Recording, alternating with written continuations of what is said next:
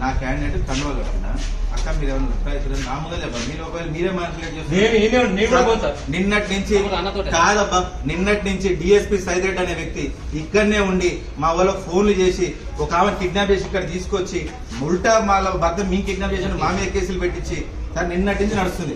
నిన్న రాత్రి 3 గంటలకు కూడా ఆమెతో మీరు కంప్లీట్ గా వీడియో రికార్డింగ్ తీసుకోమని నేను ఏమంటున్నా, జరుగుతున్న దాంట్లో పోలీసు వాళ్ళు హెవీగా ఇన్వాల్వ్ అయ్యారు కాబట్టి నాకు కొంచెం నేను యాజ్ ఇన్ఛార్జ్ గా బీఆర్ఎస్ పార్టీ ఇన్ఛార్జ్ గా ఆమె దగ్గర ఉందాం, మీ మధ్యలోనే ఉంటా.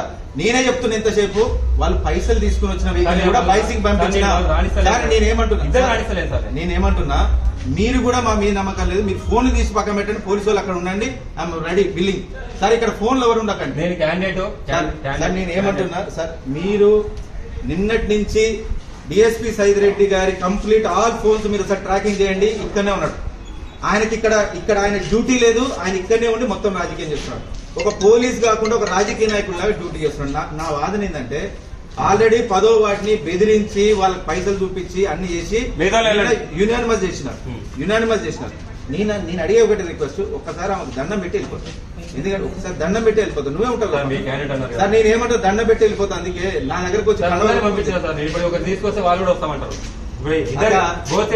అమ్మ నేను ఒకటే అంటున్నా, అల్టిమేట్ గా మీ బిడ్డకి ఒక విలువలు ఇచ్చిన మన జాతులు, దానికోసం నిలబెట్టుకునే ప్రయత్నం చేయండి.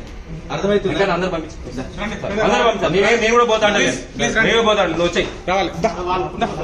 ఏమైతుంది